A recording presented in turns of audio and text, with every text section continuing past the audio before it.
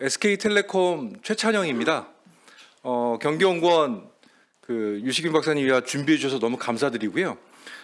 보시는 것처럼 제가 발표할 내용은 통신 데이터, 텔코 데이터 기반으로 저희가 교통 ITS 분야의 혁신 서비스를 개발하는 그 내용입니다.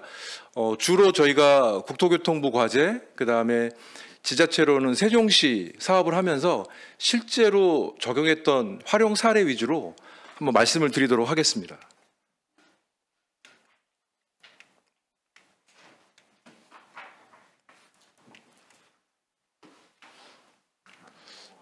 넘어갑니다.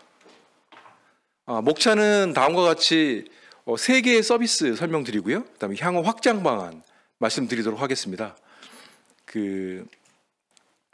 교통량 생성 서비스 부분인데요. 일단 저희가 이제 계속 LID라는 이야기를 용어를 씁니다. 그래서 로케이션 인텔리전스인데, 로케이션 인텔리전스는 어떤 그런 기지국의 무선 품질 정보를 위치 정보로 변환하는 그런 플랫폼을 통해서 얻는 데이터라고 보시면 될 것 같고요.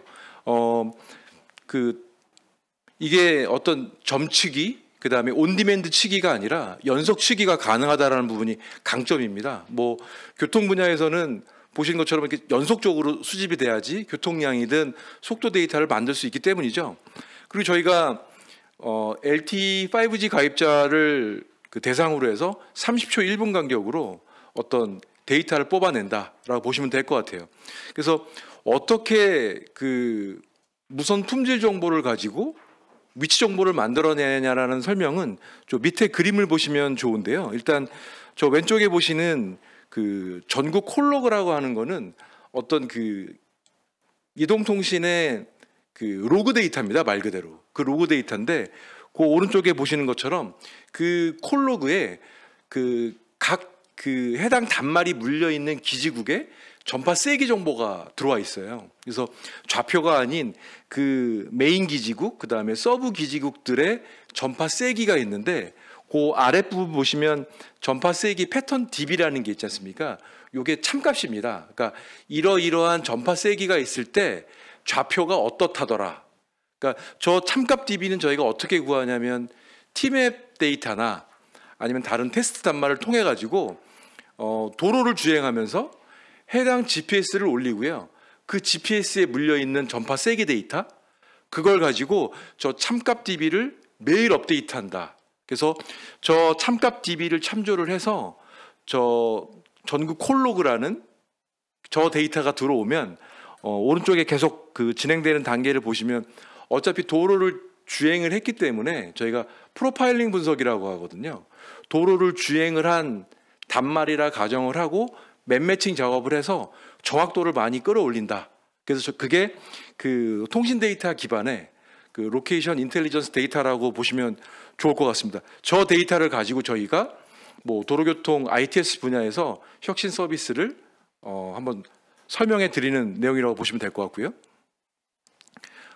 왼쪽 그림 한번 보시면요, LID 데이터에 대한 정확도를 저희가 한번 테스트를 해본 겁니다.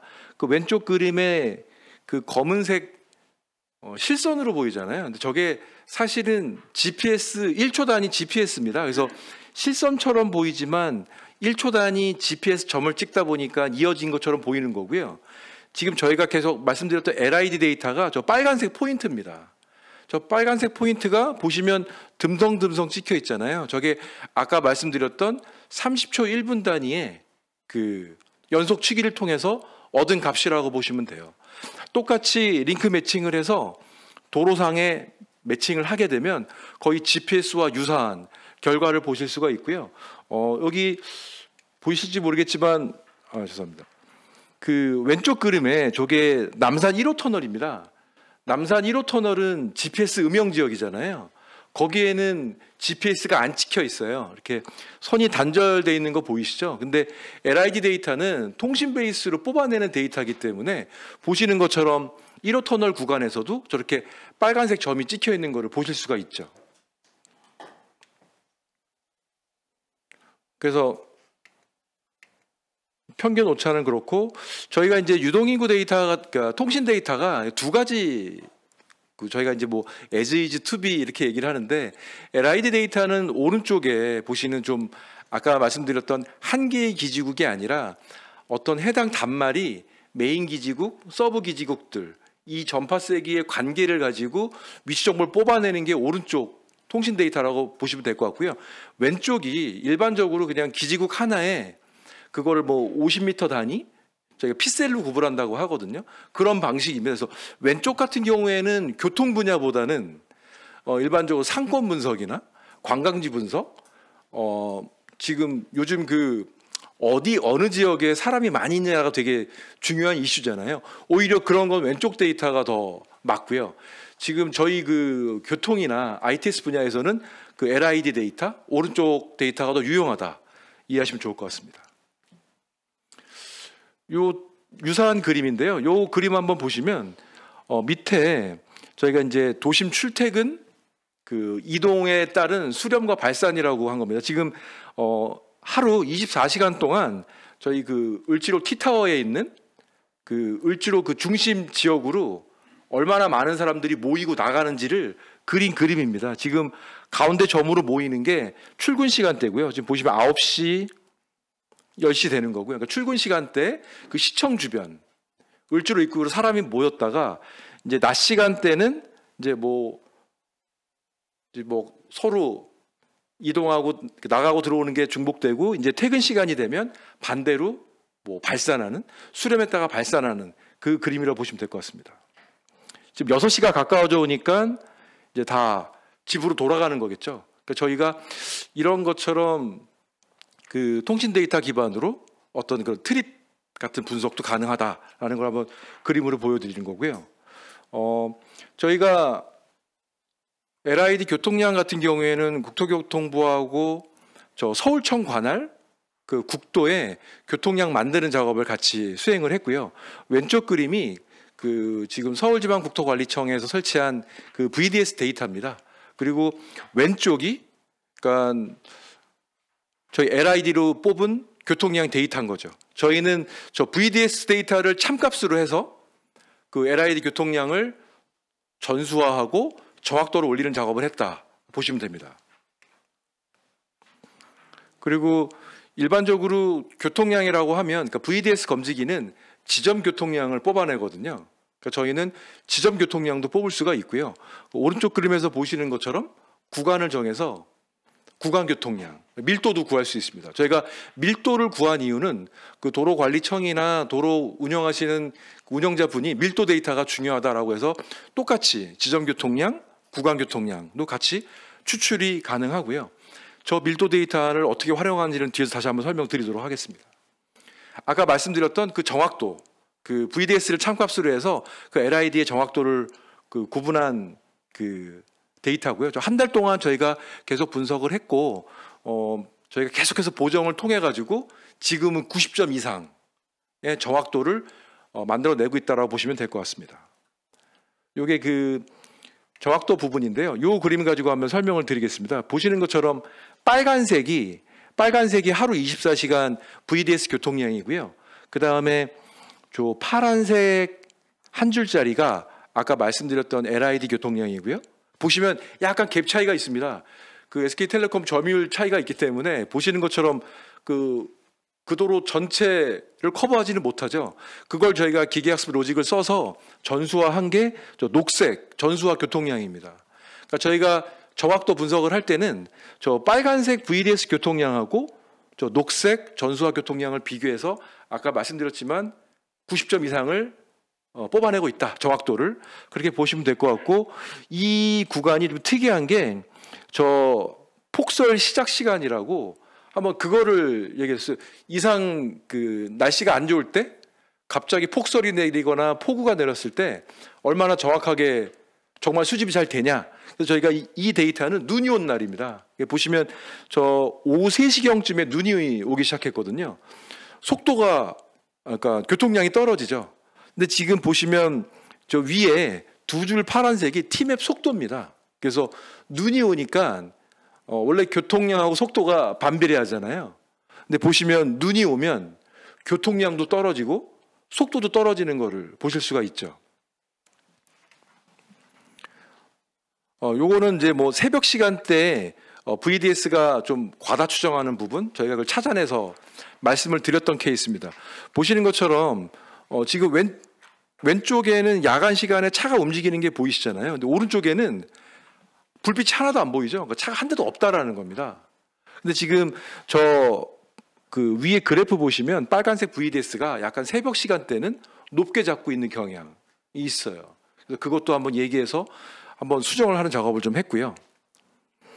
요게 아까 말씀드렸던 그 전수화를 하기 위한 그 기계학습 로직입니다. 저희가 이 기계학습을 통해 가지고 계속해서 지금 기계학습의 장점이 계속해서 데이터를 쌓고 정확도 분석을 하기 때문에 정확도는 우상향하고 있다라고 보시면 될 것 같고요. 그래서 저희가 그 국토교통부 사업을 하면서 원하시는 게 그거였어요. 야, 그럼 교통량을 만들어냈는데 이걸 어디에 쓸 수 있을까? 저희가 그래서 계속 얘기하시는 게 국민 체감형 서비스를 만들어 보자라는 거였거든요. 그래서 저희가 교통량을 가지고 제안을 했던 게 보시는 것처럼 그 31단계 등급의 어떤 그 서비스 제공 방안을 만들어 보자라는 겁니다. 기존이 그 위에 보시는 원활 서행 정체라는 그냥 딱 속도 기준의 등급이었거든요. 근데 저희가 제시한 게 31단계입니다. 근데 왜 이 그림이 31단계냐면 지금 보시면 뭐 6단계가 있지만 그 단계 값을 주는 게 아닙니다. 그러니까 교통량의 변화. 여기서는 그 트래픽 플로우 텐던시라고 하거든요. 그 변화하는 단계 31단계를 주는 겁니다. 그래서 교통량이 거의 없는 프리플로우 상태에서부터 아주 교통량이 빽빽한 스테이셔너리까지 저 각 단계를 주는 게 아니라 그 변화하는 단계를 주는 거죠. 저 단계는 저희가 개발한 게 아니고요. 저 TPEC2 기준의 국제 표준입니다. 저희가 지금 속도 기준의 3단계는 TPEC1이고요. 저 TPEC2가 그 교통량 기반의 그 트래픽 플로우 텐던시를 구하는 거라 보시면 될 것 같고, 아까 말씀드렸던 31단계라는 게 저 지금 네 번째 그 보시면 코드값 있지 않습니까? 그게 31단계입니다. 이렇게 보시는 것처럼 그 예를 들어서 저 17번이라는 코드값은 프리 트래픽에서 헤비 트래픽으로 갈 때를 17이라고 하는 거고요. 그러니까 저희가 교통량을 주는 게 아닙니다. 교통량이라는 거는 차선에 따라서 변동이 되는 건데 저 코드값은 바뀌지가 않거든요.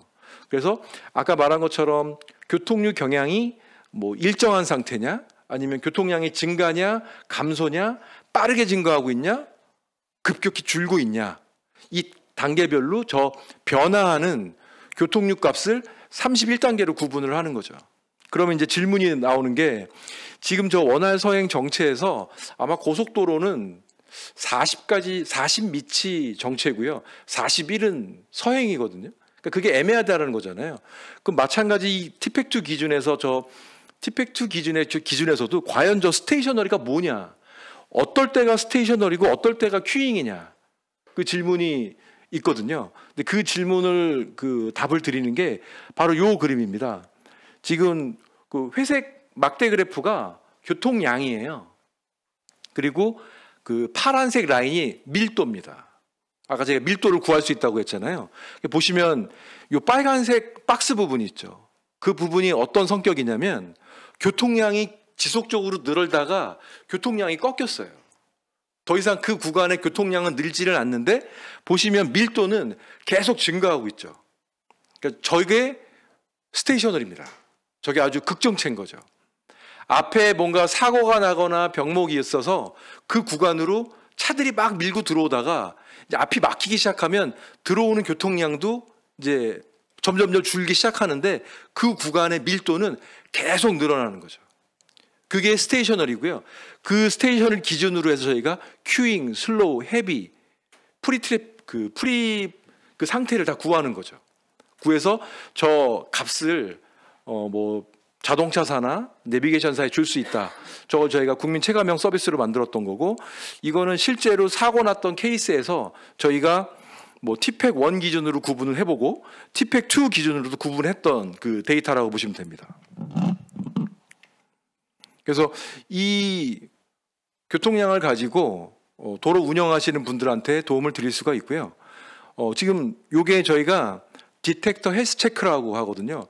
요게 미국 DOT는 그 디텍터 헬스 체크라는 용어를 공식적으로 쓰시더라고요. 그래서 디텍터가 얼마나 정확한지 저희가 그걸 알기 위해서 지금 오른쪽 그림에 막 움직이잖아요.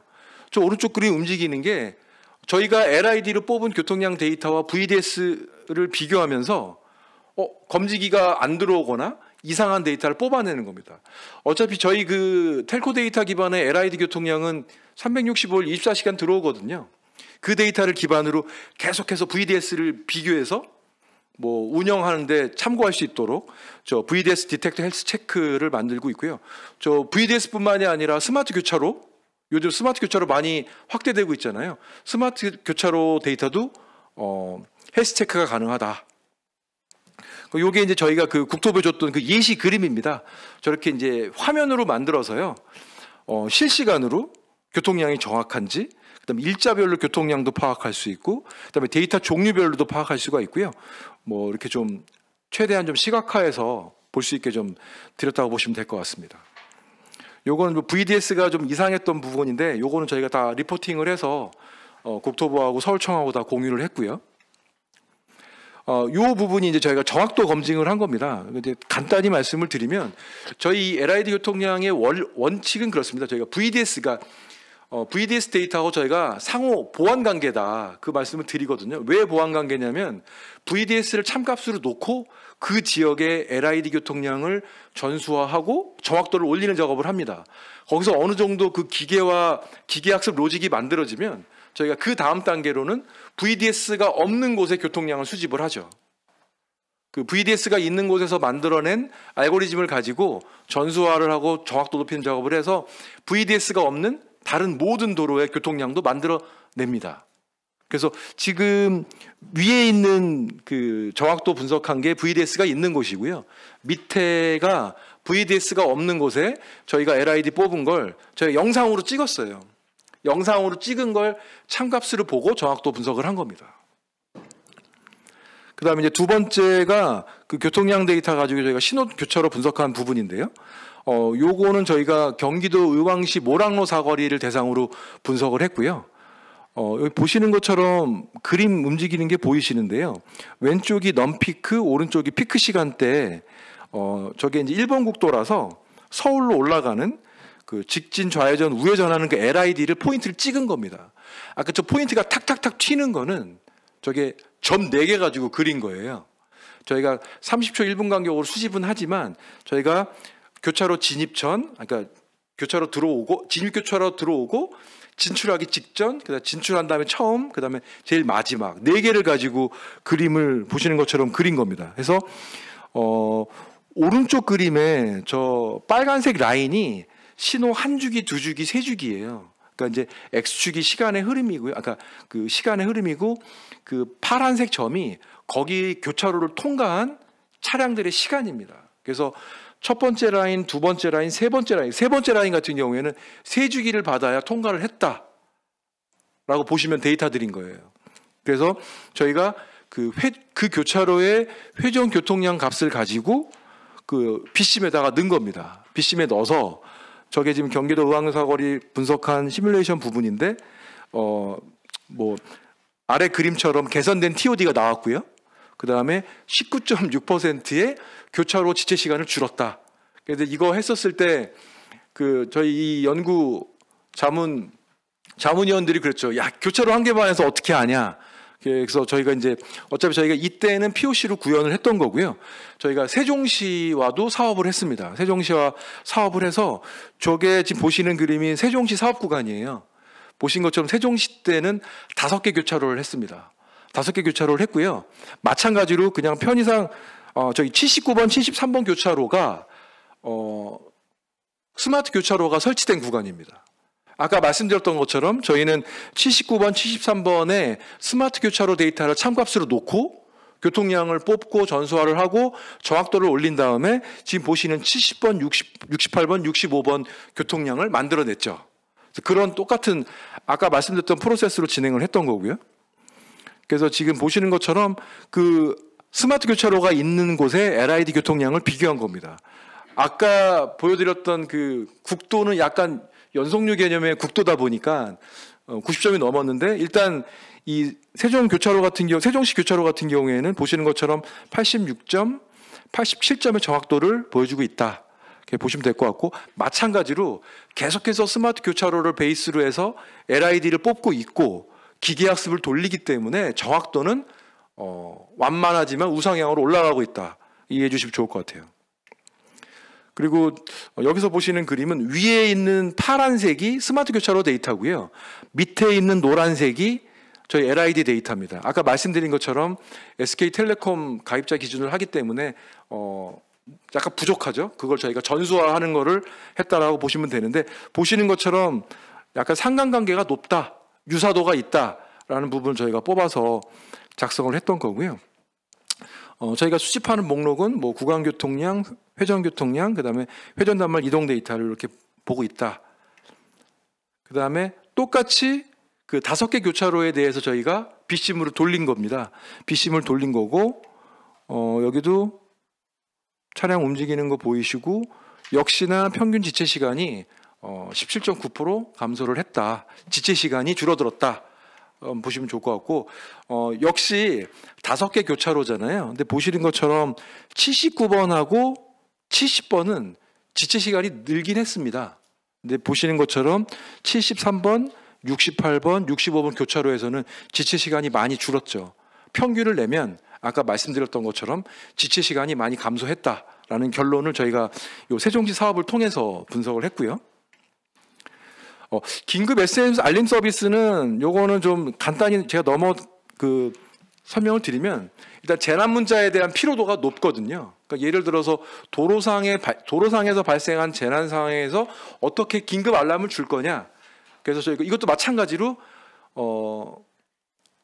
사고가 났을 때 사고 방향으로 들어오는 단말을 찾아서 SMS 재난 문자를 주는 거죠. 이 부분에서의 가장 중요한 기술은 얼마나 그 시간을 줄이느냐였습니다. 그래서 이거는 저희 내부적으로 최대한 빨리, 그래서 사고 발생서부터 시간을 줄이는 걸 뽑아서 시뮬레이션까지 다 끝내긴 했는데, 이제 문제는 이게 지금 KT와 U+가 안 되다 보니까 이게 약간 반쪽짜리 서비스다. 그래서 좀 그 부분 때문에 좀 이게 상용화까지는 어렵다. 그렇게 잠깐 말씀을 드리고요. 그리고 마지막 부분인데 이제 향후 확장 방안 부분입니다. 그래서 말씀드렸던 것처럼 뭐 통신 데이터의 특성이 전국 어디나 수집이 된다라는 거고요. 아까 말씀드렸던 것처럼 음영 지역이 존재하지 않는다. 그러니까 통신이 되지 않는 곳 외에는 모두 수집이 된다라는 강점이 있을 수가 있기 때문에, 보시는 것처럼 저희가 현재는 어떤 도로 교통 이쪽에만 했지만 뭐 보행자라든지, 저희가 지금 뭐 15분 도시, 요즘 스마트시티의 그 핫한 주제 중에 하나가 15분 도시거든요. 거기에서는 보행자나 그다음에 퍼스널 모빌리티 움직임도 되게 중요합니다. 저희가 한번 그것도 뽑을 수 있는지 계속 검토 중에 있어요. 그래서 보시는 것처럼 향후 좀 움직이는 모든 것들에 대한 데이터에 대한 수집이 가능하지 않을까라는 생각을 하고 있고요. 요거는 좀 마지막에 다시 한번 설명을 드리고, 이거는 한번 영종도 주민이 영종대교를 얼마나 통과를 했냐, 그걸 저희가 뽑은 겁니다. 이게 그 인천시 요청사항으로, 인천연구원 박사님 요청사항으로 한번 뽑았던 데이터인데요. 영종도 주민이 영종대교를 얼마나 타는지, 그래서 그것도 마찬가지로 저희 데이터를 뽑은 겁니다. 보시는 것처럼 하루에 뭐 평일 기준이긴 한데 6,500명이 영종도 주민이 영종대교를 이용을 한다라는 거고요. 저희가 지금 평택시와 뭐 하고 있는 작업이 있어서 평택시 OD 데이터 시각화한 부분입니다. 이게 보시는 것처럼 지금 평택시가 뭐 고덕지구, 그다음에 팽성, 안중 이쪽에서의 그 움직임을 보여주는데, 왼쪽에 있는 이미지는 평택시에서 주신 자료예요. 그러니까 좀 2만 통행 이상 되는 지점들입니다. 그러니까 보시면 포승, 뭐 안중, 그다음에 뭐 저기 고덕지구, 그다음에 평택역 있는 중앙동, 이쪽이 가장 많은 OD죠. 근데 저희가 데이터를 뽑았을 때 오른쪽에 있는 그림처럼 거의 유사하다라는 것을 보실 수가 있고요. 요게 그 시각화 자료인데요. 한번 보시면 하나의 트립을 이렇게 아크로 이은 겁니다. 그래서 빨간색에서 시작해서 노란색으로 가는 아크가 하나의 개별 트립이라고 보시면 돼요. 그래서 지금 보시는 게 아침 출근 시간에 고덕지구가 많이 사람들이 들어오는 걸 볼 수가 있고요. 지금 가운데 가장 빨간 부분이 들어오는 거죠. 데스티네이션으로 들어오는 거고요. 이제 퇴근 시간이 되면 이제 반대로 빨간색으로 나가는. 아까 말씀드렸던 뭐 안중, 포승 뭐 이런 지역에도 많은 OD가 발생하고 있는 걸 볼 수가 있는데, 일단 요거는 11월 21일 데이터로 저희가 그림을 그린 거고요. 일단 저희가 뽑은 트립은 120만 개 트립이긴 한데, 일단 이 시각화 툴 라인수 한 개 때문에 6만 개만 가지고 뿌린 겁니다. 마지막 그림도 그 삼성에 있는 고덕지구거든요. 고덕지구의 그 OD 시각화인데, 여기서 보시면 저렇게 아크 하나가 빨간색이 스타트고 그 노란색이 그 데스티네이션이라고 보시면 되는데, 한번 보시면은요. 마찬가지로 밑에 하루 24시간 데이터 움직이는데 아침 출근 시간에는 거의 노란색으로 들어오죠. 그러니까 고덕지구로 많은 사람이 들어오고 있는 거고요. 그리고 이제 저녁 퇴근 시간이 되면 다시 빨간색으로 발산하는 그런 그림을 보실 수가 있습니다.